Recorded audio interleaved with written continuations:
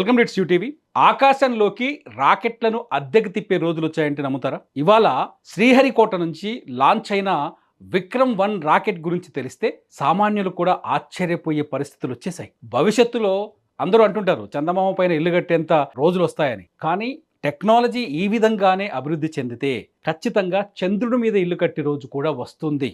ఖచ్చితంగా దానికి అవకాశాలు ఉన్నాయి. ఈ అంశాలన్నింటినీ మనతో చర్చించడానికి స్టూడియోలో ఉన్నారు Telangana higher education council chairman, అలాగే లా ఆఫ్ ఏరోస్పేస్ ఎక్స్పర్ట్ కూడా సార్ మనతో స్టూడియోలో ఉన్నారు ఉంద్యాల బాలకృష్ణ రెడ్డి గారు. నమస్కారం సార్. నమస్తే తిరుమల్. మీరు మా స్టూడియోకి రావడం చాలా హ్యాపీగా ఉంది. ఎందుకంటే ఇవాళ భారతదేశంలో ఒక చారిత్రాత్మకమైన దినం. చాలామందికి అర్థం కాకపోవచ్చు ఎందుకు ఇది చారిత్రాత్మకమైన దినం అని. ఎందుకంటే స్వదేశీ టెక్నాలజీతో మన దేశంలో, మన హైదరాబాదులో, ముఖ్యంగా మన హైదరాబాదులో తయారైన రాకెట్ ఇవాళ అంతరిక్షంలోకి వెళ్ళింది. 4 ఉపగ్రహాలని వాటి కక్షల్లో ప్రవేశపెట్టింది. పూర్తి స్థాయి ప్రైవేట్ రాకెట్. ఈ స్కై రూట్ అనే సంస్థ దీన్ని ప్రయోగించింది. మీరు ఇందులో ఎక్స్పర్ట్ ఏరో అండ్ స్పేస్లో స్కై రూట్ లాంటి కంపెనీలని మీరు ఎలా చూస్తారు? భవిష్యత్తులో స్కై రూట్ లాంటి కంపెనీలు ఏ విధంగా వచ్చే అవకాశం ఉంది? అసలు ఎలా పనిచేస్తాయి Skyroot company? Skyroot అనేది ఈరోజు ఏంటంటే ఈ యొక్క స్టార్టప్స్ బేసికల్లీ మనకు దాదాపు 400 స్టార్టప్స్ ఉన్నాయి స్పేస్ రిలేటెడ్ ఇండియాలో. సో అందులో మన హైదరాబాద్లో కొన్ని ఉన్నాయి. అందులో ఈ యొక్క స్కై రూట్ కూడా ఒక సంస్థ యాక్చువల్గా. అయితే ఈరోజు స్కై రూట్ ఏంటంటే ఫస్ట్ ఇండిజినియస్ వాళ్ళే. ఇప్పుడు మన యంగ్ సైంటిస్టులు అందరూ ఈరోజు ఇప్పుడు విన్నారు కదా, లోపరు ప్రైమ్ మినిస్టర్ కూడా వాళ్ళ కంగ్రాట్. అయితే ఈ టీం బాగా వర్క్ చేసుకుంటూ పబ్లిక్ ప్రైవేట్ పార్ట్నర్షిప్తో ఈరోజు వాళ్ళు యొక్క మొబిలైజేషన్ రిసోర్స్ అంతానేమో ప్రైవేట్లో ఉన్నాయి. ఈ యొక్క టెక్నాలజీని మాత్రం ఇస్రో వాళ్ళు కూడా ఈరోజు లాంచ్ ప్యాడ్ అంతా ఇస్రోది బేస్. అయితే ఈరోజు ఈ యొక్క ప్రైవేట్ లాంచ్ అనేది ఇవాళ సక్సెస్ అయింది. ఇది ఒక నూతన శకం. అయితే మనకు ఒక్క నిమిషం ముందుకు పోతే ఈ యొక్క స్పేస్ టెక్నాలజీ, స్పేస్ ఎరా అంటారు.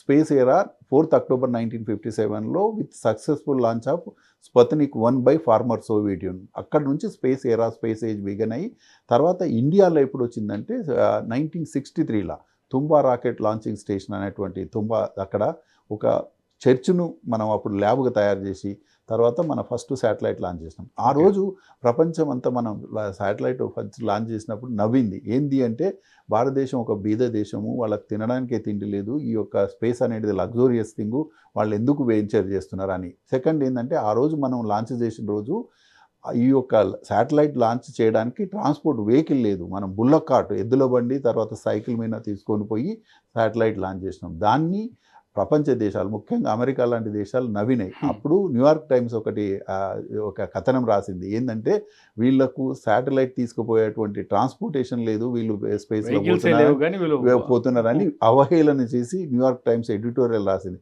బట్ ఈరోజు తిరుమల నీకు హ్యాపీ ఏంటంటే వాళ్ళ దగ్గర లేని టెక్నాలజీ, వాళ్ళ శాటిలైట్స్ను భారతదేశం బాహుబలి శాటిలైట్ ఏదైతే ఉందో వాళ్ళ దగ్గర లేకుంటే ఇండియా లాంచ్ చేసి ఇవాళ సక్సెస్ఫుల్ చేసింది. సో అంటే ఒక్క మాటలు చెప్పాలంటే ఏంటంటే ఆ రోజు అవహేళన చేసిన దేశాలకు ఈరోజు మనం జవాబు ఎట్లా ఇస్తున్నాం అంటే సక్సెస్ జవాబిస్తున్నాం, వాళ్ళకి ఒక రోల్ మోడల్ నిలబడే పరిస్థితి. సో ఇది అంటే స్పేస్ జర్నీ ఒక మాటలు చెప్పాలంటే అక్కడ ప్రపంచ దేశాలు. అయితే స్పేస్ జర్నీ ఎలా స్టార్ట్ అయిందంటే అగ్రరాజ్యాలైనటువంటి యుఎస్ఎస్ఆర్ ఫార్మర్, తర్వాత ఈ యొక్క యుఎస్ఏ 7-8 years యుఎస్ఏ ఒక రాకెట్ లాంచ్ చేస్తే యుఎస్ఎస్ఆర్ 2, అట్లా స్పేస్ వార్తో స్పేస్ ఏజ్ బిగిన్ అయింది. తర్వాత స్పేస్ 60s 70s వచ్చే వరకు లాట్ ఆఫ్ కమర్షియలైజేషన్ అయ్యి తర్వాత ప్రైవేట్ పార్టిసిపేషన్ ఇన్ స్పేస్ వెంచర్లో స్టార్ట్ అయింది. ఈరోజు మీరు ఇంతకుముందు స్కై రూట్ అనేది ఒక ప్రైవేట్ సంస్థ. ఈరోజు అది స్టార్ట్ కావడం అనేది ఏంటంటే ఎట్లయితే 1963లో మన స్పేస్ స్టార్ట్ అయిందో, 1957లో గ్లోబల్ స్టార్ట్ అయిందో, ఈరోజు అట్లాంటి ఇంపార్టెంట్ డేట్ అని చెప్పొచ్చు. ఎందుకంటే ఇక్కడ నుంచి ప్రైవేట్లో కూడా శాటిలైట్స్ను చేయడము, తర్వాత గవర్నమెంట్ సహకారంతో లాంచ్ చేసేటువంటి రోజులు వచ్చినాయి. అంటే ఇక్కడ ఒక డౌట్ ఉంది సార్. చాలా మందికి అంటే సామాన్యులకు అవ్వాల్సిన ఒక ప్రశ్న ఏంటంటే ఇప్పటిదాకంటే రాకెట్ని లేకపోతే శాటిలైట్స్ని స్పేస్లోకి, అంతరిక్షంలోకి తీసుకుపోవడానికి ఇస్రో మాత్రమే చేసేది ఇండియాలో. సో ఇలా స్కై రూట్ వచ్చి ఏం చేస్తుంది అక్కడ? స్కై రూట్ అనేది ఏంటంటే మొత్తం వీళ్ళు టెక్నాలజీని అంతా చేసి రాకెట్స్ను వీళ్ళే బిల్డ్ చేశారు. వీళ్ళు చేసి ఒక రాకెట్ వీళ్ళే తయారు చేశారు. మొత్తం వీళ్ళే, ఈ సైంటిస్టులే ప్రైవేట్ డబ్బులతోటే చేసి వాళ్ళు ఏంటంటే లాంచ్ ప్యాడ్ని యూజ్ చేసుకున్నారు. లాంచ్ ప్యాడ్ కట్టాలంటే చాలా అది. చాలా అయితే పెద్ద కథ. ఈరోజు గవర్నమెంట్ ఆఫ్ ఇండియా తర్వాత తెలంగాణ మన అంటే శ్రీహారి కూడా మెచ్చుకోవాల్సింది ఏంటంటే లాస్ట్ 10 years నుంచి మోడీ గవర్నమెంట్ వచ్చినాక ఈ యొక్క పబ్లిక్ ఫెసిలిటీస్ను ప్రైవేట్ వాళ్ళకు మనం ఇవ్వాలి అనేటువంటి ఒక పాలసీ 2020 స్పేస్ పాలసీ అని ఉంది. Okay. అందులో ప్రైవేట్ పార్టిసిపేషన్కు మనం యాక్సెస్ ఇవ్వాలని చెప్పి వాళ్ళు నిర్ణయించుకోవడము, ఈరోజు వీళ్ళు వర్క్ చేయడము, ఈరోజు అక్కడ స్టేషన్ శ్రీహరికోట నుంచి ఇది విక్రమ్ 1 రాకెట్ సక్సెస్ఫుల్గా లాంచ్ కావడం అంటే ఇదేంటంటే పబ్లిక్ ప్రైవేట్ ఇప్పటి వరకు గత 5 to 6 decades స్పేస్ జర్నీలో only government driven industry public sector డామినేషనే ఉండే. ఇప్పుడు ప్రైవేట్ పార్టిసిపేషన్ మొత్తం ఓవరాల్ గా వరల్డ్ వైజ్ గా చూసుకుంటే సార్ ఇప్పుడు స్కై రూట్ అనేది ఇండియా నుంచి ఒక ప్రైవేట్ స్టార్ట్అప్.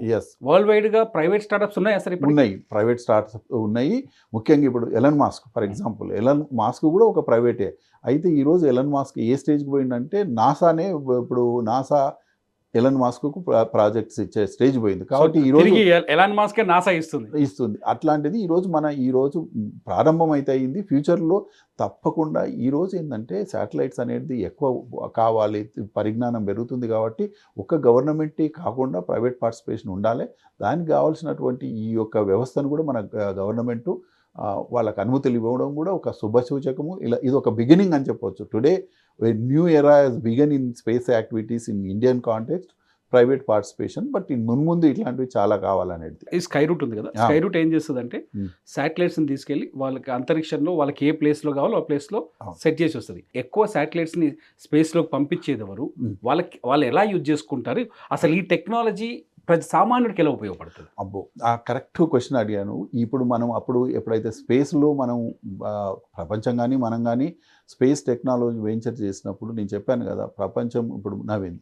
అసలు స్పేస్ అనేది లగ్జూరియస్ థింగ్, డెవలప్డ్ కంట్రీస్ చేయాల్సినటువంటివి ఇండియా లాంటి కంట్రీస్ చేసింది అనేది. కాకపోతే మనకు ఒక మాట చెప్పాలంటే ఫాదర్ ఆఫ్ స్పేస్ టెక్నాలజీ వాళ్ళు విక్రమ్ పేరు పెట్టింది ఏంటంటే విక్రమ్ సారాభాయ్. సో వాళ్ళు డేర్ స్టెప్ తీసుకొని లేదు మానవునికి అంటే ఏదైతే డెవలపింగ్ కంట్రీస్లో కూడా ఈ స్పేస్ టెక్నాలజీ యూజ్ చేస్తే ఎన్నో ప్రాబ్లమ్స్ సాల్వ్ అవుతాయి. అయితే దానికి ఒక ఆన్సర్ నేను చెప్పాను కదా 4th October 1957 అక్కడి నుంచి యూరీ గగరిన్, నీల్ ఆమ్స్ట్రాంగ్, తర్వాత space stations, space colonisation, buying and selling of flats అనే వరకు వచ్చింది. విత్ ఆల్ దీస్ డెవలప్మెంట్ ఏంటంటే today we enter a new era of solving the problems of earth using space technology. ఆ యొక్క space technology అనేది అందరికీ ఈరోజు భారతదేశం లాంటి దేశాలు ఏంటంటే ఇప్పుడు మనకు సామాన్యులకే ఎక్కువ యూజ్ అవుతుంది. ఈరోజు స్పేస్ టెక్నాలజీ లేని ఏరియా లేదు. ఈరోజు ఒక్క శాటిలైట్ ఒక 2 నిమిషాలు పని చేయకపోతే మన ఇంటర్వ్యూ కూడా ఉండదు. That is the kind of dependency we have on space technology through ఈ యొక్క శాటిలైట్స్ అనేది అది. సో అంత డిపెండెన్స్ అయింది, మంచి కొరకే అవుతుంది. కాకపోతే ఇనిషియల్గా కొంత ఇబ్బందులు ఉన్నాయి కానీ ఈరోజు ఇన్విటబుల్ టెక్నాలజీ, అందులో స్పేస్ టెక్నాలజీ లాంటివి అంటే ఎక్కువ ఎవరు సరే ఎవరు వాడుకుంటారు? అందరికీ అన్ని దేశాలు ఈరోజు మనము అంటే ఎందుకంటే ఇప్పుడు స్కై రూట్ వాళ్ళు ఉన్నారు, వీళ్ళు రాకెట్లను రెగ్యులర్గా వాళ్ళ లక్ష్యాలని వాళ్ళు చూస్తే మొత్తం ప్రపంచంలో టాప్ 5 పొజిషన్లో ఉండాలని ఒక థాట్తో ఉన్నారు. అంటే మొత్తం ప్రపంచంలో ఉన్న ఆల్ స్పేస్ కంపెనీస్లో, స్పేస్ స్టార్టప్స్లో టాప్ 5th పొజిషన్లో ఉండాలి అంటే వీళ్ళు అట్లీస్ట్ రోజుకొక రాకెట్ను కూడా ప్రయోగించాల్సినంత కెపాసిటీకి రావాలి. సార్ అన్ని శాటిలైట్స్ని పైకి తీసుకుపోయాల్సిన అవసరం ఏర్పడుతుందా భవిష్యత్తులో? అవసరం ఏర్పడుతుంది. అయితే ఇక్కడ ఇంకొక చిన్న టెక్నికల్ ప్రాబ్లం మీకు చెప్పాలి. ఇది మీరు అడగొచ్చు. ఫస్ట్ క్వశ్చన్ ఏంటంటే అసలు రాకెట్ లాంచ్ చేయాలంటే రూల్స్ రెగ్యులేషన్స్ ఏంది? అవును, ఇప్పుడు నువ్వు కార్ తీయాలంటే నీకు లైసెన్స్ కావాలి, నువ్వు ఫిట్నెస్ కావాలి. అట్లా ఒక కన్వెన్షన్ ఉంది, రిజిస్ట్రేషన్ కన్వెన్షన్ 1975 అని. ప్రతి శాటిలైట్ రిజిస్టర్ కావాలి. ఎక్కడంటే యుఎన్లో ఒక అవుటర్ స్పేస్ డివిజన్ అని ఉంటుంది, ఐటీయూ అని ఇంటర్నేషనల్ టెలికాం యూనియన్ అని ఉంటుంది. వాళ్ళు స్లాట్ అలాట్ చేస్తారు, మనం ఇష్టం వచ్చినట్లు పంపడానికి లేదు. వాళ్ళతోటి మనం పర్మిషన్ తీసుకునేటప్పుడు ఏంది శాటిలైట్, దాని నేచర్ ఏంది, ఎంతకాలం పనిచేస్తుంది, ఎప్పుడు వస్తుంది, ఇలాంటివన్నీ డీటెయిల్స్ ఇస్తే యూఎన్లో ఇది రిజిస్టర్ చేసి తర్వాత ఒకసారి అవి అయిపోయినాక మనకు అది. అయితే ఇదంతా ఏంటంటే ఈరోజు ఒక ప్రైవేట్ సంస్థ అయినా కానీ మొత్తం పేరంతా భారతదేశంతో నడుస్తుంది. ఇండివిజువల్ ఇక్కడ ఇంపార్టెంట్ కాదు. So individual Skyroot is part of the India space program. So అయితే ఇదంతా చట్టపరంగా అంతర్జాతీయ అంతరిక్ష చట్టాలు ఉంటాయి. నేను చేసిన కదా 30 ఏళ్ళ నుంచి రీసెర్చ్ అంతా ఈ అంతరిక్ష చట్టాలు, ఇదంతా స్పేస్ లా అనేది 5 ఇంపార్టెంట్ ట్రీటీస్ ఉంటాయి. ఇప్పుడు స్కై రూట్ ఎలా పనిచేస్తుంది అంటే ఇండియా గవర్నమెంట్ పార్ట్నర్షిప్లో పనిచేస్తుందా లేకపోతే ఇండివిజువల్గా? ఇప్పుడు నాకు శాటిలైట్ ఉంది, అవును, నేను కూడా ఒక పెద్ద కంపెనీ పెట్టాను, లేకపోతే నేను ఒక శాటిలైట్ డిపెండెన్సీ కంపెనీ ఉంది, నేను డైరెక్ట్ స్కై రూట్తో ఒప్పందం కుదుర్చుకోవచ్చా లేకపోతే ఖచ్చితంగా మీరు అన్నట్టు యూఎన్లో ఖచ్చితంగా పర్మిషన్స్ ఇవన్నీ తీసుకోవాలి. లేదు. ఇప్పుడు ఆ బెనిఫిట్స్ పొందడానికి స్కై రూట్ ఏందంటే వాళ్ళు వ్యవస్థలో పెట్టుబడులు పెట్టిండ్రు. వచ్చే లాభం దానికి వచ్చే బెనిఫిట్స్ వాళ్ళ ద్వారానే వస్తాయి. వాళ్ళ కంపెనీస్‌కే. గవర్నమెంట్ ఆఫ్ ఇండియా ఫెసిలిటేట్ చేస్తది. గవర్నమెంట్ ఆఫ్ ఇండియా రిజిస్ట్రేషన్‌కి హెల్ప్ చేస్తది.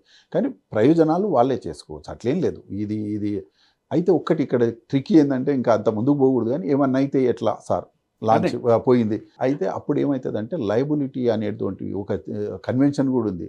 లయబిలిటీస్ కన్వెన్షన్ 1972 అని. ఎవరు లయబిలిటీ బేర్ చేయాలి, గవర్నమెంటా, ప్రైవేటా, షేర్ ఏంది, ఇదంతా అవన్నీ ఉంటాయి. అవి అలాంటివి కూడా అంతర్జాతీయ 5 చట్టాలు ఉన్నాయి. ఒక్కటే నిమిషంలో ఏంటంటే ఔటర్ స్పేస్ ట్రీటీ 67 అని, తర్వాత రెస్క్యూ అగ్రిమెంట్ ఏమన్నా అయితే అది 68 అని, తర్వాత లయబిలిటీ కన్వెన్షన్ 72 అని, రిజిస్ట్రేషన్ కన్వెన్షన్ 75 అని, మూన్ అగ్రిమెంట్ అని, ఇలాంటి అంతర్జాతీయ అంతరిక్ష చట్టాలు ఉన్నాయి. వాటికి అనుగుణంగానే ఒప్పందాలు అయిపోతాయి. అయితే ఇప్పుడు ఈ యొక్క స్కై రూటే ఇక్కడ పెట్టుబడి పెట్టింది కాబట్టి స్కై రూట్కు బెనిఫిట్స్ స్కై రూట్కే ఉంటాయి. అది సార్ ఇప్పుడు ఇస్రో లాంచ్ చేసే రెగ్యులర్ రాకెట్స్కి ఇప్పుడు స్కై రూట్ లాంచ్ చేసే రాకెట్స్కి తేడా ఏంటి? తేడా ఉండదు. ఇప్పుడు రూల్స్ రెగ్యులేషన్స్ సేమ్ ఉంటాయి. ఇప్పుడు వాళ్ళు కూడా స్లాట్ తీసుకోవాలి. అదేంటంటే గవర్నమెంట్ పేరు మీద అట్టుపోతున్నది. ఇది వీళ్ళది ఏంటంటే ప్రైవేటు అంతే తప్ప రూల్స్ రెగ్యులేషన్స్ గవర్నమెంట్ అయినా ప్రైవేట్ అయినా కానీ అంతరిక్షంలో రూల్స్ అందరూ సమానంగా అంటే ఈక్వల్గా ఉంటాయి అన్నట్టు. అంటే ISRO for example sir, ISRO ఒక పెద్ద రాకెట్ లాంచ్ చేస్తుంది. అవును. ఇస్రో దాదాపు తన వెంట తీసుకెళ్లేటప్పుడు ఆ రాకెట్లో ఒక 20 నుంచి 30 శాటిలైట్స్ని తీసుకెళ్ళొచ్చు. మన పేలోడ్స్ అంటారా వాటిని, పేలోడ్స్ని తీసుకెళ్ళొచ్చు. వీళ్ళు ఇవాళ నేను చూసింది స్కై రూట్ వాళ్ళు ఇవాళ 4 పేలోడ్స్ని తీసుకెళ్లారు. 4 రాకెట్లను తీసుకెళ్ళి అందులో ఒక జర్మనీకి సంబంధించిన ఒక శాటిలైట్ కూడా ఉన్నట్టుగా ఉంది. అంటే వాళ్ళకి వీళ్ళకి బిజినెస్లో ఎలాంటి అది ఉంటుంది, ఒప్పందాలు ఉంటాయి. ఇదంతా ఏంటంటే ఇప్పుడు నేను ఎంత పెట్టుబడి పెట్టాలి, తర్వాత నేను నా పెట్టుబడిలో మరి వచ్చిన లాభాలలో మనకి ఎట్లుంటుంది, ప్రయోజనాలు ఎవరికి షేర్ చేసుకోవాలి, ఇవన్నీ అదెంత ఏంటంటే ముందస్తు ఒప్పందాలు ఉంటాయి. ఈరోజు స్కై రూట్లో చాలా ఇప్పుడు చాలా మిలియన్స్ ఆఫ్ డాలర్స్ పెట్టారు. వాళ్ళు పెట్టుబడి పెట్టేటప్పుడు ఆ ఒప్పందాలు ఉంటాయి. వచ్చిన బెనిఫిట్స్ కూడా వాళ్ళు షేర్ చేసుకునేటువంటి అదంతా ఒక చట్టం ఉంటుంది బాగా వీటికి సంబంధించి. ఇప్పుడు కేటీఆర్ ఇవాళ ఒక చోట కేటీఆర్ ఆయన మాజీ మంత్రి అంటే టీ హబ్ ఐడియా బీఆర్ఎస్ గవర్నమెంట్లో వచ్చింది. కేటీఆర్ అంటూ మాట చెప్పాడు, ఇవాళ ఆకాశంలోకి విక్రమ్ 1 రాకెట్ ఎగరవేసిన స్కై రూట్ మన టీ హబ్లోనే పుట్టింది. స్కై రూట్ ఇప్పుడు రెంటల్ రాకెట్ రెండుకి ఇచ్చే స్థాయికి ఎదిగింది అని చెప్పేసి. సో వీళ్ళు అంటే ఒకసారి 20 రాకెట్లకు బదులు 4 రాకెట్లు 5 రాకెట్లు వాళ్ళు అనుకున్నప్పుడల్లా వెయిటింగ్ లేకుండా ఎప్పుడంటే అప్పుడు తీసుకుపోయే అవకాశం ఉంటుందా వీళ్ళకి? ఉంటుంది. చట్టం అవకాశం కల్పిస్తుంది కానీ రిజిస్ట్రేషన్ చేసుకోవాలి, ముందే స్లాట్ బుక్ చేసుకోవాలి. ఇప్పుడు నువ్వు కారు బయటికి తీసినావు అంటేనే నీకు ఎన్నో రూల్స్ రెగ్యులేషన్స్ ఉంటాయి. మరి అంతరిక్షంలో పోయేటప్పుడు మరి వీటికంతా చాలా చట్టాలు ఉంటాయండి. డొమెస్టిక్ తర్వాత ఇంటర్నేషనల్ అనేటువంటి ఉంటాయి. ఈరోజు కేటీఆర్ చెప్పిన విషయం ఏంటంటే ఇప్పుడు మనం ఇండియాలో ఒక కల్చర్ బాగా డెవలప్ అయింది. ఏంటంటే startup India, standup India, make in India, made India, skill India, digital India అని ఇవాళ గవర్నమెంట్ కూడా ఇట్లాంటివి ఎంకరేజ్ చేస్తుంది. సో అందులో భాగంగా మనం కూడా ఈ యొక్క స్టార్టప్ కల్చర్ను టీ హబ్ కానీ, వి హబ్ కానీ, యూ హబ్ కానీ ఇవన్నీ మనకు అవుతున్నాయి. ఇవాళ ఏంటంటే దాంట్లో బ్రాడ్గా ఏంటంటే ప్రభుత్వంతో పాటు ప్రైవేట్ పార్టిసిపేషన్ అనేది ప్రతి రంగంలో ఉండాలి. ఇవాళ స్పేసే కాదు, డిఫెన్స్లో చూడండి, 10 ఏళ్ల కిందలో మనం డిఫెన్స్ టెక్నాలజీస్ అంతా మనం ఇంపోర్ట్ చేసుకున్నాం. ఈరోజు ఇండిజినైజేషన్ అంటే మన స్వయంగా మనమే చేసి ఇవాళ బ్రహ్మోస్ లాంటి అస్త్రాలను మనం ఇవాళ ఎక్స్పోర్ట్ చేస్తున్నాం. అంటే ఇదంతా ఏంటంటే మనకు ఈ యొక్క పాలసీస్ లిబరల్ కావడము, ప్రైవేట్ రావడంతో మనం ఏంటంటే మనం ఆ స్థాయికి ఎదగాలి. అన్ని గవర్నమెంట్ చేయాలంటే కాదు. కాబట్టి ఈరోజు ఈ యొక్క ప్రైవేట్ పార్టిసిపేషన్ అనేది సక్సెస్ఫుల్ అని చెప్పడానికి ఈరోజు స్కై రూట్ ఒక ఎగ్జాంపుల్. ఓకే. ఇండియాలో మీరు ఇంతకుముందు చెప్తూ ఒక 400 కంపెనీలు ఇండియాలో స్టార్టప్ కంపెనీలు ఉన్నాయి. వీటన్ని గోల్ ఏంటి సార్? వీళ్ళ గోల్ ఏంటి? వీళ్ళు ఏం చేయబోతున్నారు? ఇవాళ ఏరోస్పేస్లో తీసుకుంటే నేను 400 అన్నాను. ఈరోజు మొత్తం స్టార్టప్ కంపెనీస్ ఈరోజు స్టార్టప్ ఇండియా ఎంత ఉందంటే 150,000 స్టార్టప్స్ ఉన్నాయి. అన్నీ నేను మొత్తం ఇండియాలో ప్రపంచంలో India 3rd largest startup ecosystem develop చేస్తున్నాము. కాబట్టి మనం ఏంటంటే ఇంతకుముందు మనం కేవలం జాబ్ అంటే మనం జాబ్ టేకర్గానే ఉండే. ఇప్పుడు ఏంటంటే job taker to job giver అని, అంటే మనమే జాబ్లు ఇవ్వాలి. కాబట్టి ఈ యొక్క కల్చర్ను మనం డెవలప్ చేస్తున్నాం. దానికి సెంట్రల్ గవర్నమెంట్ నుంచి నేను ఇంతకుముందు చెప్పినట్లు ఎన్నో స్కీమ్స్ ఉన్నాయి, దాన్ని డెవలప్ చేయాలి. సో ఈరోజు ఏంటంటే అవసరాలు అనేది చాలా పెరిగినాయి మీరు ఇంతకుముందు చెప్పినట్లు. కాబట్టి కేవలం ప్రభుత్వమే అన్నీ చేసే పరిస్థితులు లేదు. కాబట్టి ఇలా గవర్నమెంట్లు ఏం చేయాలంటే చక్కటి చట్టాలు పెట్టి, పాలసీస్ పెట్టి, వాళ్ళ ప్రైవేట్ పార్టిసిపేట్ చేసిన వాళ్ళకి ఏమన్నా అయితే ఎట్లా ఎంకరేజ్ చేయడం ఇలాంటి ఇవాళ ఇన్వెస్ట్మెంట్ వచ్చి పెడుతున్నారు. మరి ఇవాళ స్పేసు, డిఫెన్సు, ఏవియేషన్ ఇలాంటి ఒక ఎయిర్పోర్ట్ కడుతున్నారంటే 30-100 సంవత్సరాలు పెట్టుకోవాలి. వాళ్ళకి ఇవన్నీ గ్యారంటీస్ ఇచ్చేటువంటి చట్టాల రూపకల్పనలో ఉన్నామండి. సో ఇది నేను అంటే చెప్పబోయేది ఏంటంటే private participation is now become inevitable in all these sectors. ఇంతకుముందు చెప్పారు అంటే భారత ప్రభుత్వం ఏదైతే ఈ స్పేస్ ట్రాఫిక్ పెరగబోతుందో, శాటిలైట్ ట్రాఫిక్ పెరగబోతుందని అర్థమవుతుంది చాలా స్పష్టంగా. ఇప్పుడు మీ 400 కంపెనీలో 40 కంపెనీ 10% సక్సెస్ అయినా కూడా శాటిలైట్లో స్పేస్ దొరకాలి. దీనికి భారతదేశానికి చట్టాలు, ఎటువంటి చట్టాలు అవసరం? ఇప్పుడు అంతర్జాతీయ చట్టాలు అనేది స్పేస్ బేస్ చేసుకొని జరుగుంటాయి. ఇటువంటి బిజినెస్ని డెవలప్ చేయడం కోసం కానీ, ఇటువంటి బిజినెస్ రన్ చేయడం కోసం కానీ ఇండియాకి ఎటువంటి చట్టాలు అవసరం? మీ స్టడీస్లో ఏం తేలింది? చక్కటి క్వశ్చన్. ఈరోజు ఏంటంటే మనం పాలసీ చేయాలి. గవర్నమెంట్స్ ఏం చేయాలంటే పాలసీ తర్వాత లా అనేది 2 వేరు. ఈరోజు మనం ఇట్లాంటి ప్రైవేట్ పార్టిసిపేషన్ ఎంకరేజ్ చేయడం కొరకు 2020లో ఒక స్పేస్ పాలసీ అనేటువంటిది మనం గవర్నమెంట్ ఆఫ్ ఇండియా, ఇదంతా గవర్నమెంట్ ఆఫ్ ఇండియాలో ఉంటాయి ఎక్కువ, సో తీసుకొచ్చింది. దాంట్లో ఏం చెప్పిందంటే మీరు పార్టిసిపేట్ చేయండి, మీకు కావాల్సినటువంటి కొంత ఫెసిలిటీస్ కానీ కన్సెషన్స్ కానీ మేము ఇస్తామని చెప్పి అట్లా ఒకటి ఏంటంటే మూమెంటం స్టార్ట్ అయింది ప్రైవేట్ వాళ్ళని ఎంకరేజ్ చేయడం అనేది. తర్వాత లా అని వచ్చారు కదా, ఇవాళ అన్ఫార్చునేట్లీ ఏమైందంటే స్పేస్లో చట్టం లేదు ఇండియాలో. నేను చేసినటువంటి గత 30 years 3 decades నుంచి నేను చేసింది జవహర్లాల్ నెహ్రూ యూనివర్సిటీలో. ఈరోజు హ్యాపీ నాకు ఈరోజు ఏంటంటే నేనేం చేశానంటే చాలా ఆర్టికల్స్, బుక్స్ రాసుకుంటూ ఇట్లాంటి వాళ్ళకి మార్గదర్శనం అయింది. అయితే ఈరోజు ఏం చెప్పానంటే 1997లో నేను ఒక ఇంటర్నేషనల్, మీరు గూగుల్లో కూడా చూడవచ్చు, recent trends in international space law and policy అని రాసుకుంటూ అందులో ఒక space law and space policy in India అని ఆర్టికల్ రాసుకుంటూ ఆ రోజు నేనేం చెప్పానంటే up to now there is no space law but India needs space law because India is moved from technology phase నుంచి కమర్షియల్ ఫేజ్ అయింది. ఈరోజు టెక్నాలజీని మనం ఇవాళ millions and billions of worth dollar ఈరోజు మనం అమ్ముతున్నాం. మొన్నటి వరకు ఏమో ఇస్రో అనుకో, ఇవి ఇంకా ప్రైవేట్ కూడా. అయితే ఎప్పుడైతే బిజినెస్ అయిందో లిటిగేషన్ వస్తుంది, అవునా కదా? లిటిగేషన్ వచ్చినప్పుడు కోర్టుకు పోతారు. కోర్టుకు పోతే జడ్జి ఏం చేస్తారు? Role of judge is not to make law చేయరు వాళ్ళు, ఉన్న లాను ఇంటర్ప్రిట్ చేసి న్యాయం చేస్తారు. మరి ఇవాళ లా లేదు.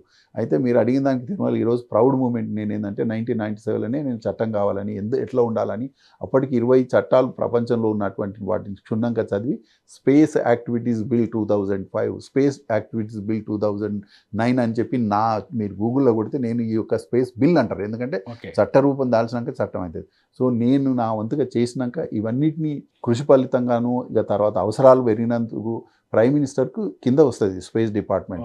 ఓకే, జితేందర్ సింగ్ ఉంటాడు కానీ ఆయన ప్రైమ్ మినిస్టర్. అయితే మోడీ గారు ఇవన్నీ చూసి తర్వాత ఎందుకంటే లిబరలైజేషన్ మన దగ్గర కూడా స్టార్ట్ అయింది కాబట్టి మనకు స్పేస్ చట్టం కావాలి. మీరందరూ ఈ రైటింగ్స్ కూడా ఉన్నాయి కదా, అవన్నీ మనవి ఉన్నాయి కదా, ఇప్పుడు నేను చెప్పినవన్నీ మీరు గూగుల్లో కొడితే కూడా ఉంటాయి. అయితే చేసి ఆయన ఏం చేసిందంటే ఒక కమిటీని అపాయింట్ చేసిండు పార్ట్ ఆఫీస్లో.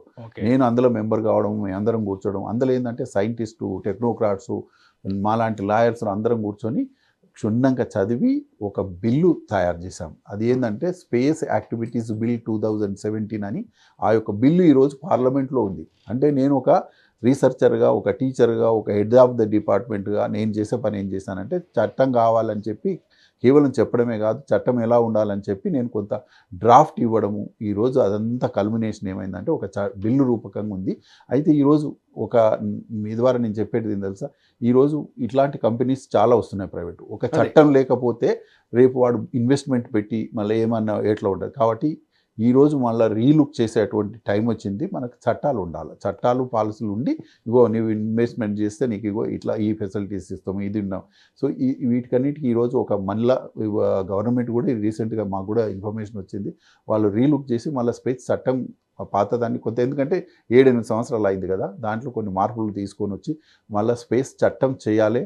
నేను చేసినటువంటి కృషి మళ్ళొకసారి ముందుకు వచ్చి అందరం కలిసి దేశానికి ఆ చట్టం ఉంటే ఏంటంటే ఇంకా ఇన్వెస్ట్మెంట్స్ వస్తాయి, గ్యారంటీస్ ఉంటాయి. గ్యారంటీ లేకుండా ఏ ఇన్వెస్టర్ రాడు. సో ఇవన్నీ మంచి చక్కటి వాతావరణం.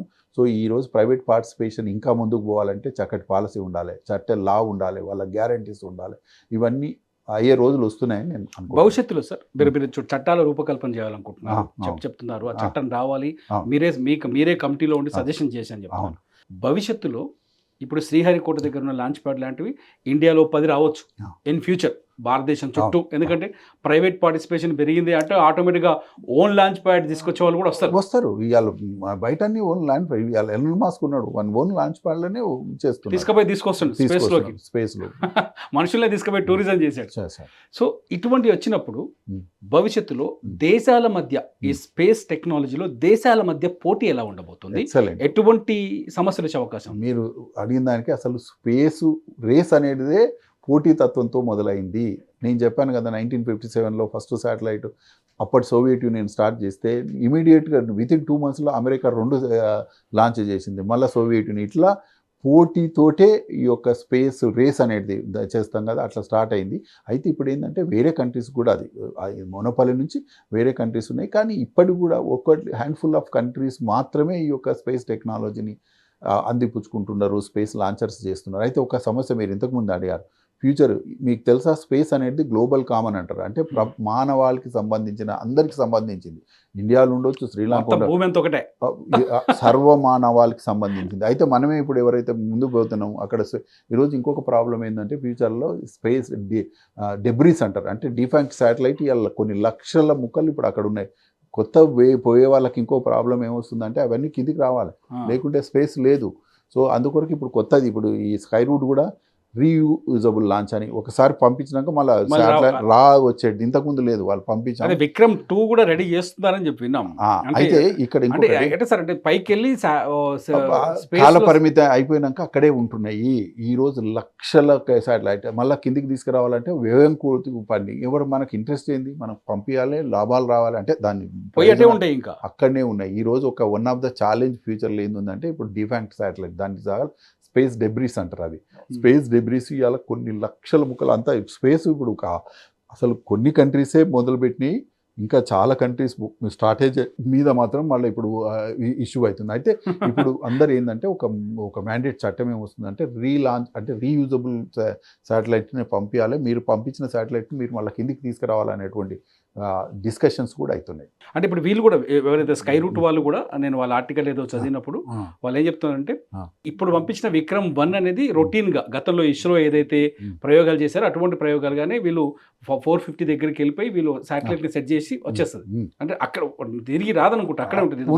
అయితే విక్రమ్ 2ని రీయూజబుల్గా చేస్తామంటున్నారు. అంటే నార్మల్కి రీయూజబుల్కి తేడా ఏంటి సార్? తేడా ఏంటంటే ఇప్పుడు చెప్పాను కదా, ఈరోజు ప్రపంచంలో ఇంకా చాలా కంట్రీస్ మరి శాటిలైట్స్ పంపించాలి, మరి అక్కడ స్పేస్ లేకుండా అన్నీ ఆల్రెడీ అక్కడ మరి ఫుల్ అయిపోయినాయి. కాబట్టి ఇప్పుడు ఏంటంటే మ్యాండేట్ ఇంటర్నేషనల్ స్పేస్లా కూడా ఇప్పుడు ఏం చెప్తుందంటే ఫ్యూచర్లో పోయేటువంటి శాటిలైట్ ప్రైవేటే కాదు, గవర్నమెంట్లు కానీ అమెరికా కానీ చైనాలు కానీ ఎవరైనా కానీ రీయూజబుల్ శాటిలైట్స్నే పంపించండి, మీరు వేసినటువంటి శాటిలైట్స్ను మీరు మళ్ళీ బ్యాక్ తీసుకోవాలి, లేకుంటే మీకు ఫైన్ వేస్తామని అంటే కొంత డిస్కషన్స్ అవుతున్నాయి. సో ఇప్పటి దేశాల మధ్య పోటీకి ఇది ఒక కారణం కావచ్చు, తప్పకుండా అవుతుంది అది. సో అందుకొరకు ఇప్పుడు ఏంటంటే టెక్నాలజీని కేవలం మనం మంచి అంటే దాన్ని యూజ్ చేయడమే కాదు, మీరు కిందికి తీసుకురావాలంటే బ్యాక్ తీసుకురాకపోతే ఫ్యూచర్లో ఒక పెద్ద ప్రాబ్లం రాబోతుంది. ఏంటి అంటే చెప్పాను కదా, ఇప్పుడు ఇండియాలో డెవలపింగ్ కంట్రీస్లో ఇండియాకు ఉంది చాలామంది. ఈరోజు మీరు స్పేస్ టెక్నాలజీ ఇండియా ఒక బిగ్ బ్రదర్ లాంటిది. ఈరోజు స్పేస్లో మీరు అడిగిన దానికి ఇప్పుడు ఇండియా ఏంటంటే ప్రపంచాన్నే రూల్ చేయబోతుంది. మీరు చూసుకోండి ఏంది లాంచింగ్లో ఇవాళ 100 కంట్రీస్ మనకి ఇప్పుడు ఎంబడి పడుతున్నాయి. మనకు సముద్ర భాగం ఎక్కువ, ప్రకృతి అనుకూలంగా ఉండే ప్రాంతము, ఇవన్నీ ఒక కారణం కావచ్చు కదా. అదొక కారణం. దానికంటే ముఖ్యము మనది చీప్ అండి. ఇదే నువ్వు ఫ్రెంచ్ గయానా లేకుంటే అమెరికాలో పోతే వాళ్ళకు $100 ఏడిది మాట అయ్యేది ఇప్పుడు మనం $10 చక్కగా పంపిస్తున్నాం. కాబట్టి ప్రపంచ మార్కెట్ ఇవాళ లాంచింగ్లో India is going to be leader. ఇంకొకటి స్పేస్ ఫార్మా ఇండస్ట్రీకి ఇండియా ఎట్లయిపోయిందో ఇది కూడా అయ్యే అవకాశం అవుతుంది. థర్డ్ వరల్డ్ కంట్రీస్ అన్ని మన వైపు చూస్తుంది. సెకండ్ ఏంటంటే థర్డ్ వరల్డే కాదు, డెవలప్డ్ కంట్రీస్ కూడా ఈరోజు మన రిమోట్ సెన్సింగ్ టెక్నాలజీ ఉందండి, one of the best in the world, cheap and best in the world. కాబట్టి అమెరికన్ కంపెనీస్ ఓసాట్ అని కొన్ని కంపెనీస్ మన టెక్నాలజీని కొని వాళ్ళు అమ్ముతున్నారు. సో ప్రపంచంలో స్పేస్ మార్కెట్కు ఈరోజు India going to be the దిక్సూచే అయితే ఈరోజు ఒక బాధాకరమైన విషయం ఏంటంటే మనం స్పేస్లో కామర్స్లో మన పర్సెంటేజ్ ఎంత ఉందంటే ₹100 స్పేస్ కామర్స్ ఉంటే మనం 2 నుంచి 3 రూపాయలు అంటే 2 to 3% ఉంది. నెక్స్ట్ 5 yearsలో అంటే అప్ టు 30లో ఇండియా మనకేంటంటే ఒక 8 నుంచి 10% మన గ్లోబల్ స్పేస్ మార్కెట్లో మనం చేయాలని అగ్రెసివ్గా ప్రైవేటు పబ్లిక్ వీళ్ళందరినీ ఎంకరేజ్ చేసేది కూడా ఏంటంటే మన ప్రజెన్స్ గ్లోబల్ స్పేస్ మార్కెట్లో ఉండాలనేటువంటి ప్రయత్నాలు కూడా చాలా జరుగుతున్నాయి.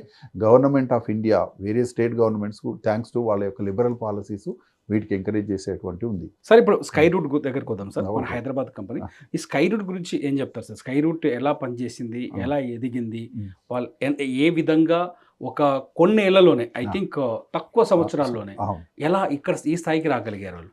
ఒకటి ఇప్పుడు ఇదంతా స్పేస్ కానీ ఏవియేషన్ డిఫెన్స్ ఈ యొక్క ఇన్వెస్ట్మెంట్స్ అనేవి చాలా ఉంటాయి నిజంగా కూడా వాళ్ళు మరి అంటే వాళ్ళు ఒక మాటలో చెప్తూ అంటే అవును. వాళ్ళకి ఇన్వెస్ట్మెంట్స్ అంటే వస్తుంది కూడా చాలా మంది భయపడ్డారని. 100% అంటే ఓవర్ రిస్క్, అవును. ఇప్పుడు నష్టం కాదు, జీరో. అవును. అసలు ఎట్లా సార్ దీనిలో ఇన్వెస్ట్ చేయాలనుకునే వాళ్ళు ఎట్లాంటి వాళ్ళు చేయగలరు? అవును. వీళ్ళకు ఎటువంటి సపోర్టు చేస్తే ఇటువంటి కంపెనీలు పైకి వస్తాయి? ఇప్పుడు వీళ్ళకు ఇన్వెస్ట్మెంట్స్ అక్రాస్ ద గ్లోబ్ తెచ్చుకున్నారు వాళ్ళు. ఒకటి ఏంటంటే ఈ ఒక టీమును ఫస్ట్ మరి నీ మీద నీవు ఇంత ఇన్వెస్ట్మెంట్ మళ్ళీ గ్యారంటీ లేనివి ఉన్నాయి కాబట్టి అంటే వాళ్ళు ఏం చేసిందంటే వీళ్ళ యొక్క టీము వాళ్ళ క్రెడిబిలిటీని వాళ్ళ వర్క్ను ఇదంతా కొంత చూసి నిజంగా కూడా ఇది ఒక మెరకల్. అంటే ఇంత ఇన్వెస్ట్మెంట్స్ మరి వీళ్ళను చూసి పెట్టిందంటే కూడా నిజంగా, ఎందుకంటే నేను ఈ స్పేస్ సెక్టర్లో కదా 40 సంవత్సరాల నుంచి వర్క్ చేస్తున్నా, నిజంగా కూడా హై రిస్క్ లో ఇది ఉంటుంది. ఒకసారి ఫెయిల్ అయిందంటే ఇంకా దానితో ఇది పోయినట్టే. బట్ ఇదంతా థ్యాంక్స్ టు గాడ్ ఇవాళ వాళ్ళకి ఏంటంటే ఒక చక్కటి అది ప్లాట్ఫామ్ దొరికింది. Good success. That's why I said ఈరోజు ఒక న్యూ ఎరా. ఈరోజు మీకు ఇంకోటి తెలుసా, జపాన్లో కూడా కొన్ని ప్రైవేట్ కంపెనీలు లాంచ్ చేసినాయి కానీ సక్సెస్ కాలేదు. ఇవాళ కాదు, ఇంతకుముందు గతంలో జాపాన్లో కూడా ఈ ప్రైవేటు రాకెట్స్ ఇవాళ విక్రమ్ ఏం చేసిందో పంపించారు. 3 శాటిలైట్ పంపించారు, 3 కూడా సక్సెస్ కాలేదు. ఈరోజు మనకేంటంటే ఇది సక్సెస్ అయింది కాబట్టి మనకు ఒక ఎంకరేజ్మెంట్ ఇలాంటివి ముందుకు పోవడానికి ఉంటుంది. బట్ హై రిస్క్ అండి, హై రిస్క్ కాన్ఫిడెన్స్. బట్ ఇదేంటంటే పొటెన్షియల్ ఏరియా. ఈరోజు బిజినెస్లో కానీ ఈరోజు ఏంటంటే ఇన్వెస్టర్ కూడా ఏంటంటే కొంత some time you have to take you know risk. అది ఉంటేనే కదా నీకు ప్రాఫిట్స్ ఉన్నాయి. సో వాళ్ళు కొంత దీన్ని కాన్ఫిడెన్స్తో పెట్టిండ్రు. ఐ థింక్ ఫ్యూచర్లో కూడా ఇప్పుడు ఏంటంటే మంచి రోల్ మోడల్గా అవుతుందని. సార్ ఈ టెక్నాలజీ ఎంత దూరం వెళ్ళొచ్చు భవిష్యత్తులో? అంటే ఇప్పుడు మనం చూస్తాం ఏలియన్స్ వస్తున్నారు, నేల మీదకి ఏలియన్స్ వచ్చి ఇండియాని అంటే గ్లోబుని స్కాన్ చేస్తున్నారు, అంటే ఇతర గ్రహాలు ఉన్నాయి. ఇదంతా పెద్ద ఒక మిత్తు ఉంది. అది మిత్తో లేకపోతే కాదు, అది మనకు అర్థం కాదు. సో ఈ టెక్నాలజీలో మనకు ఇప్పుడు ఉంది ఏంటంటే 9 గ్రహాలు మనకు తెలిసినవి. ఈ టెక్నాలజీ భవిష్యత్తులో ఈ మిస్టరీని ఛేదించే స్థాయికి వెళ్ళే అవకాశాలు ఉంటాయా? తప్పకుండా ఉంది. ఇవాళ చూడండి సింపుల్ ఎగ్జాంపుల్, ఏఐ ఎంత రెవల్యూషన్ అవుతుంది. ఆర్టిఫిషియల్ ఇంటెలిజెన్స్ మనం చేయలేని ప్రాబ్లమ్స్ దానికి ఇచ్చేసి సాల్వ్ అవుతుంది. కాబట్టి ఫ్యూచర్ అనేది ఒక అన్ఇమాజినబుల్. 70 సంవత్సరాలలో ఇంత ఘనత సాధించాము. ఈరోజు నేను చెప్తున్నా కదా, ఇంకో 30 సంవత్సరాలు 40 సంవత్సరాలు అసలు ఊహించడం కూడా కష్టం. అంత టెక్నాలజికల్ అది అడ్వాన్స్మెంట్స్ అవుతున్నాయి కాబట్టి ఏదైనా సాధ్యం కావచ్చు. Maybe matter of time. 10 ఇయర్సా 20 ఇయర్సా 100 ఇయర్సా, it is a matter of time. But everything చాలా ఫాస్ట్గా ముందుకు పోతున్నామని అనిపిస్తుంది. అంటే చందమామ రావే జాబిలి రావే కాదు, పోయినాం కదా. ఈరోజు మనం ఇప్పుడు మూన్ ల్యాండింగ్ మనం సక్సెస్ఫుల్గా చేసాము. చంద్రయాన్ 3 సక్సెస్ఫుల్ అయింది. అక్కడ మనం అన్నీ తీసుకొస్తున్నాం, ఎక్స్పెరిమెంట్స్ అవుతున్నాయి. So excellent. మనం అక్కడ ప్లేస్ కూడా పర్మనెంట్ ప్లేస్ చేసి రీసెర్చ్ స్టార్ట్ చేస్తున్నాం. కాబట్టి ఇవన్నీ అసాధ్యం అనుకున్నాయి సుసాధ్యం అవుతుంది. చంద్రుడి మీద తప్పకుండా కాలనైజేషన్ ఆఫ్ స్పేస్. ఈరోజు మూన్ అనేది మూన్ ఇంకొకటి ఇప్పుడు కొత్తగా చాలా రీసెర్చ్ ఏంటంటే మూన్లో చాలా ఎక్సలెంట్ అంటే ఇవన్నీ పరికరాలు అవి ఉన్నాయి కదా మనకు ఖనిజ సంపద, దానికి సంబంధించింది మూన్ చట్టం ఒకటి 11 ఆఫ్ మూన్ యాక్ట్ ఏం చెప్తుందంటే ఈ యొక్క resources moon is belongs to everybody. అక్కడ ఉన్నటువంటి యొక్క అవకాశాలను కూడా తీసుకొచ్చి మన వాళ్ళకి కింద మనం సప్లై చేసే రోజు అతి దగ్గరలోనే ఉంది. ఇప్పుడు లాస్ట్ 4-5 ఇయర్స్లోనే ఇప్పుడు ఈ మన ఇప్పుడు సక్సెస్ఫుల్ లాంచెస్ ఈ మనము చైనా ఇట్లా పోతుంది. అతి త్వరలోనే తప్పకుండా ఈ యొక్క విజయాలు ఫలిస్తాయని అనుకుంటున్నాను. సార్ చంద్రుడి మీదకి వచ్చేసరికి ఇప్పుడు ఇండియాకి వచ్చేసరికి మన భారతదేశం చంద్రయాన్ ద్వారా మూన్ రీచ్ అయింది. అవును. చంద్రయాన్ 3 ద్వారా మూన్ రీచ్ అయింది. అక్కడ పరిశోధనలు ప్రయోగాలు చేస్తుంది. భవిష్యత్తులో చంద్రుడి మీద హక్కులు ఎవరెవరికి వస్తాయి? నేను చెప్తున్నా కదా, section 11 of the moon agreement అని 1979లో ఇంటర్నేషనల్ చట్టం ఉంది. అయితే ఎవరైతే ఎక్స్పెరిమెంట్స్ చేసి అక్కడ పోయి ఇప్పుడు మీరు ఇవాళ టెక్నాలజీ పెట్టారు, మీరు ఇండియా ఇప్పుడు అక్కడ విక్రమ్ ల్యాండింగ్ అయింది, అక్కడ నుంచి వచ్చేది మన కంట్రీకి తెస్తుంది. అయితే కొన్ని కంట్రీస్ ఇప్పుడు ఏం చేస్తున్నాయంటే ఎక్స్ట్రాక్ట్ ఆఫ్ ది రిసోర్సెస్ చేస్తున్నాయి. అమెరికా లాంటి డామినేట్ చేసే కంట్రీస్. అయితే అది చేయకూడదు. ఏంటంటే ఇది అందరికీ సంబంధించింది. కాకపోతే మైట్ ఈజ్ రైట్ అన్నట్లు కొంత అవుతుంది. ఈరోజు మూన్ ఏది మన మినరల్ డిగ్గింగు మినరల్ వాళ్ళని కూడా అది ఫ్యూచర్లో అదొక పెద్ద యుద్ధంగా మారే అవకాశం యుద్ధం కాదు, అంత సంపద ఉంది మూన్లో, వాటినన్నింటిని ఎక్స్ట్రాక్ట్ చేసి తీసుకొస్తున్నారు. అయితే కొన్ని కంట్రీస్ ఆల్రెడీ వాళ్ళు చాలా దీంట్లో అడ్వాన్స్గా ఉన్నారు. అయితే ప్రపంచ దేశాలు ముఖ్యంగా ఈరోజు మన ప్రపంచ చూస్తే 200 కంట్రీస్ ఉంటాయి. అందులో దాదాపు 2/3 of countries are belongs to developing countries. కాబట్టి మనం అందరం ఇప్పుడు ఇండియా ఒక చెప్పాను కదా బిగ్ బ్రదర్ లాంటిది ఇండియా. ప్రపంచ అంటే ఈ యొక్క డెవలపింగ్ కంట్రీస్ దృష్టిలో పెట్టుకొని మనం యూఎన్లో కానీ ఇంటర్నేషనల్ ఆర్గనైజేషన్లో మనం ఫైట్ చేస్తున్నాం మన యొక్క డెవలపింగ్ కంట్రీస్. అయితే టెక్నాలజీ అనేది ఇప్పుడు కొన్ని కంట్రీస్కే పరిమితమైంది, ఫ్యూచర్లో మిగతా కంట్రీస్కి కూడా అది పోతుంది. సో అయితే అక్కడ మరి వాళ్ళు అయ్యే వరకు లేట్ కమ్మర్స్ ప్రాబ్లం కాకూడదని ఈ యొక్క స్పేస్ డెబ్రీస్, ఇంటర్నేషనల్ చట్టాలు, అంతర్జాతీయ స్పేసు, వీటికి సంబంధించిన పక్కడబంది చట్టాలు కూడా తీసుకురాబోతున్నారు. భవిష్యత్తులో ఈ స్పేస్ బిజినెస్ ఎలా మారబోతుంది, ఇందులో ఇండియా ఏ స్థానంలో ఉంటుంది? ఇప్పుడు నేను చెప్పాను, ఇప్పుడు కొంచెం 2 to 3% ఉంది. నెక్స్ట్ 5 yearsలో మనం 10% చేసి ఫ్యూచర్లో ఇండియా లాంటి దేశాలు చక్కటి స్పేస్లో ప్రజెన్స్. ఎందుకంటే ఈరోజు మనకున్న అడ్వాంటేజ్ ఏంటంటే ఇండియా ఒక youth nation of the world. ప్రపంచంలో ఏ దేశం లేని సంపద మనకుంది ఏంటంటే యువ సంపద. అట్లాంటి వాటికి మనం ఏంటంటే ఒకటే ఏం చేయాలంటే futuristic next 10 years, next 20 years ఎలాంటి సెక్టర్లో ఆపర్చునిటీస్ ఉన్నాయి అలాంటి దాన్ని మనం ఇప్పుడు ఈరోజు చేస్తున్నాం. మీకు ఒక ఎగ్జాంపుల్ నేను చెప్పాలి. ఈరోజు ఇలాంటి కోర్సులు ఎక్కడ లేవు. నేను ఒక హైయర్ ఎడ్యుకేషన్ కౌన్సిల్ చైర్మన్గా నేను ఇలా అన్ని యూనివర్సిటీస్లకు నేను వాసు. అయితే నేను గత 1 year నుంచి ఏం చేస్తున్నామంటే ఈరోజు విద్యా వ్యవస్థలో కొన్ని సమస్యలు ఉన్నాయి. మీకు వాస్తవం మాట్లాడుకోవాలి. విద్యా వ్యవస్థ ఒక విషియస్ సర్కిల్లో ఉంది హైయర్ ఎడ్యుకేషన్. అయితే రిక్రూట్మెంట్ లేవు, తర్వాత వాళ్ళకి ల్యాబ్స్ లేవు, కొన్ని ఇబ్బందులు ఉన్నాయి అని ఊరుకోకూడదు, మనం ముందుకు పోవాలి. నెక్స్ట్ 20 years ఈ యొక్క మనం ఎట్లుండాలంటే డెమోగ్రఫిక్ డివిడెంట్ అంటే యువ సంపదను మనం చక్కటి మార్గంలో పెట్టాలంటే మంచి ఎడ్యుకేషన్ ఇవ్వాలి. ఆ ఎడ్యుకేషన్ ఎట్లా ఉందంటే ప్రపంచంతో పోటీ పడేటువంటి ఎడ్యుకేషన్ కొరకు మేము ఏం చేస్తున్నామంటే చక్కని కోర్సులు. ఈరోజు మీరు అడుగుతున్నారు కదా నా కాంట్రిబ్యూషన్ ఏంది ఈ యొక్క నాలెడ్జ్ స్ప్రెడ్ చేయలేమని అంటే నేను ఎంఫిల్ పిహెచ్డి జేఎన్యూలో చేసి వచ్చి ఈరోజు నల్సార్లో ఒక సెంటర్ ఉందండి, సిఏఎస్ఎల్ అంటే center for air and space law అని స్టార్ట్ చేసి ఈరోజు దాన్ని అప్గ్రేడ్ చేసి సిఐడిఎల్ అంటే center for aerospace defence laws అని పెట్టి గత 15 సంవత్సరాలు నేను ఈరోజు 100 మంది కాదు 1000 మంది ఎవరు ఎయిర్ ఫోర్సు, నేవల్, డిఫెన్సు ఆఫీసర్స్కి ఇచ్చుకుంటూ చక్కటి కోర్సులు చేసి అది ఇస్తున్నాం.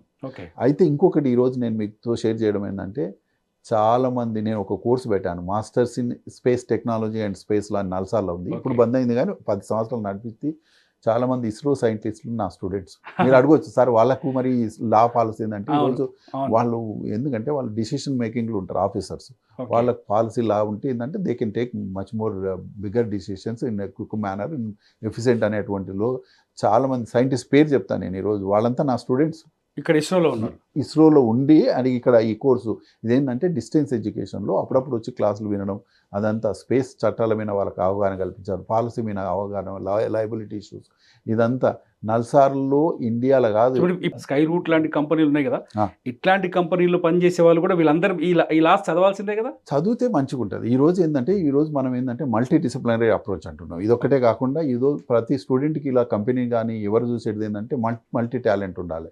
ఈరోజు హ్యాపీ ఏంటంటే నేను BA defence and security studies ఉన్నది, BA ఒకటి నేను రిమోట్ సెన్సింగ్ టెక్నాలజీ మీద నేను ఒక కోర్సు పెట్టాను. వాళ్ళు ఏంటంటే అందరు చదవచ్చు అక్కడ. ప్రతి స్టూడెంట్కి టెక్నాలజీ మీద అవగాహన ఉండాలి, కొంత పాలసీ గవర్నెన్స్ మీద ఉండాలి. ఇవన్నీ ఫ్యూచర్ ఎడ్యుకేషన్ అంతా multi discipline. National education policy 2020 కూడా అదే చెప్తుంది. బెస్ట్ ప్రాక్టీసెస్ గ్లోబల్లో కూడా ఉన్నాయి. ఈరోజు ప్రైవేట్ ఇప్పుడు వస్తున్న చూడు, ఇవాళ స్కై రూట్ ఉంది. స్కై రూట్లో జాబ్లు ఎవరికంటే వాళ్ళకు మల్టీ టాలెంట్ ఉన్న వాళ్ళకి ప్రిఫరెన్స్ ఇస్తారు. ఇప్పుడు ఇన్స్టెడ్ ఆఫ్ హైరింగ్ ఒక 3-4 కొంత లా, కొంత పాలసీ, తర్వాత కొంత కామర్స్, కొంత టెక్నాలజీ మీద అవగాహన ఉన్న వాళ్ళకి జాబ్స్. సో ఈరోజు నేను ఒకటే చెప్తున్నాను తిరుమల, ఈరోజు జాబ్స్ అనేటివి అపరిమితంగా ఉన్నాయి. నేను లాస్ట్ నా పాయింట్ ఏంటంటే ఈరోజు యువత కొంత నిరాశలు ఉంది, కానీ అది తప్పు. నేను ఒకటే చెప్తున్నా, ఒక లా ప్రొఫెసర్గా మీరు కావాలంటే గూగుల్ చేసుకోమని చెప్తుంటాను నేను ఎవరికైనా. ఆ సముద్ర అంతర్భాగం నుంచి ఆకాశం వరకు అవకాశాలు అనేది అపరిమితంగా ఉన్నాయి. ఏ టాలెంట్ సెక్టర్ కావాలి, దాన్ని నిరూపించుకోవాలి. నిరూపించుకోవాలి. అయితే మనం ఏం చేయాలంటే అట్లాంటి కోర్సులు మేము పెడుతున్నాము. అట్లాంటి కోర్సులు భారతదేశంలో ఎక్కడ లేని డిగ్రీ కోర్సులు ఈరోజు మేము మ్యారిటైమ్ టెక్నాలజీ కామర్స్ అని, ల్యాండ్ అగ్రికల్చర్ రూరల్ డెవలప్మెంట్ అని, స్పేస్ టెక్నాలజీ స్పేస్ కామర్స్ అని, డిఫెన్స్ అని, సైబర్ అని గ్రాడ్యుయేషన్లో లెవెల్లో తీసుకొస్తున్నాము. వీటికి అపరిమితమైనటువంటి అవకాశాలు ఉన్నాయి. యువత అందిపించుకోవాలి. నేను ఒకటే చెప్తాను, ఈ హైయర్ ఎడ్యుకేషన్ అంటే కేవలం మెడిసిన్ ఇంజనీరింగ్ కాదు. ఇవాళ మాకు తెలిసింది అవి రెండే. అందులో మళ్ళీ ఒకటి ఇంకోటి సర్ప్రైజ్ ఏంటంటే నేను మళ్ళీ అందులో సిఎస్ఏ మాకు రోజు సిఎస్సి. ఈరోజు సిఎస్సి పరిస్థితి ఎలా వస్తుందంటే సప్లై డిమాండ్ అంటారు. 100 మంది కంప్యూటర్ సైంటిస్ట్ అవసరం ఉంటే ఈరోజు 1000 మందిని ప్రొడ్యూస్ చేస్తున్నాం. వాట్ అబౌట్ 900 ఖాళీ. అందుకొరకు ఈరోజు ఎలా ఉండాలంటే కొత్త కోర్సులు ఉండాలి. ఇదంతా మనం ఏం చేయాలంటే మాలాంటి హైయర్ ఎడ్యుకేషన్ కౌన్సిల్ చైర్మన్గా ఉన్నారు కదా, అవును, మీకు స్పేస్ మీద నాలెడ్జ్ ఉంది, అట్లాగే భవిష్యత్తులో రాబోయే టెక్నాలజీ మీద నాలెడ్జ్ ఉంది. సో తెలంగాణ ప్రాంతంలో మీ దగ్గర ఇప్పుడు మొత్తం యూనివర్సిటీలన్నీ మీ పరిధిలోకి వస్తాయి కాబట్టి అడ్వాన్స్డ్ టెక్నాలజీని బోధించే అడ్వాన్స్డ్ కోర్సులను తీసుకొచ్చే యూనివర్సిటీలు ఎన్ని ఉన్నాయి సార్? ఒకటి ఏమైందంటే ఇప్పటి వరకు కొన్ని యూనివర్సిటీసే ఉంది. ఈరోజు నేనేం చేసిందంటే మీకు అన్నారు కాబట్టి నా స్లోగన్ లాస్ట్ 1 year నుంచి ఏం తెలుసా, డిగ్రీ దండగ కాదు పండగ. డిగ్రీ చేసి ఎవరు చేస్తున్నారు ఈరోజు? డిగ్రీ అంటే ఇంజనీరింగ్ రానోళ్ళు, మెడిసిన్ రానోళ్ళు డిగ్రీ. అయితే వాళ్ళకి అయితే నేను అండగా ఉండి ఏమంటున్నా అంటే ఇంజనీరింగ్ కంటే తక్కువ కాదు డిగ్రీలు. ఈరోజు నేను BA defence and security start చేశాను. చూడండి ఇవాళ మీకు తెలుసు తిరుమల్, ఇవాళ Hyderabad is up of aerospace defence. మన లేని 30 కంపెనీలు డిఫెన్స్ కంపెనీస్ ఉన్నాయి. మన ఆపరేషన్ సింధూర్ మన రేవంత్ రెడ్డి కూడా స్టార్ట్ చేసినట్టు విను, అదే బ్రహ్మోస్ అవుతుంది అక్కడ. మన మీకు తెలియని విషయం ఏంటంటే సార్, మన మిసైల్ ఆపరేషన్ సింధూర్ అయితే 80% of the missiles are manufactured by Hyderabad. అంటే హైదరాబాద్లో మీకు తెలుసా, అది కాన్ఫిడెన్షియల్. అంతా హైదరాబాద్లో ఉన్నాం. నేనేం చేస్తున్నా అంటే వాళ్ళకి అనుగుణంగా ఈ చక్కటి కోర్సులు పెట్టి యువతను మనం అట్లాంటివి తీసుకుపోవాలి. కేవలం వాళ్ళ జాబ్లే కాదు, కంట్రీ నీడ్స్ దెమ్. కంట్రీ ఇవాళ ఇండిగో ఇవాళ ప్రాబ్లం ఉంది. ఏం తెలుసా, పైలట్లు లేరు. ఉన్న పైలట్లకు ఎక్కువ వాళ్ళకి ఇచ్చే వరకు ఇదంతా ఇష్యూ అవుతుంది. కాబట్టి నేను కొత్త కోర్సులు ఏంటంటే ఈరోజు ఏవియేషన్, ఒక స్పేసే కాదు, ఏవియేషన్లో కూడా ఎన్ని ఎయిర్పోర్ట్స్ వస్తున్నాయి, నెక్స్ట్ 5 yearsలో 100 ఎయిర్పోర్ట్స్ వస్తున్నాయి. ఈరోజు మన ప్రపంచం ఇప్పుడు మనం ఏంటంటే టైం ఇంపార్టెంట్. ఏవియేషన్లో కూడా చాలా అవకాశాలు ఉన్నాయి. అయితే నేను airport management, airline management, air space management, air traffic management అని ఇలాంటి మేనేజ్మెంట్ కోర్సులు పెట్టి ఇండియాలో ఎక్కడ లేని కోర్సులు మనం యువతిస్తే ఏంటంటే జాబ్లు ఉన్నాయి అక్కడ. అయితే ఒకటి ఏంటంటే మనం హ్యూమన్ రిసోర్స్ క్రియేట్ చేయకపోతే ఇండస్ట్రీ విల్ కొలాప్స్. అంతే కదా. అందుకొరకు ఇవన్నీ మేము హైయర్ ఎడ్యుకేషన్ కౌన్సిల్ చైర్మన్గా కొత్త కోర్సులు ఇంట్రడ్యూస్ చేసి చక్కటి ఎంప్లాయ్మెంట్ ఇచ్చే ప్రయత్నంలో ఉన్నాం. Thank you sir, thank you so much. చాలా వాల్యుబుల్ టైం. యాక్చువల్గా ఇవాళ ఒక అద్భుతమైన డే, అట్లాగే అద్భుతమైన సజెషన్గా ఉంది. Thank you so much sir, చాలా మంచి విషయం. Thank you Tirumal, nice meeting you and will have more and more future. Sure sir, sure sir, thank you sir.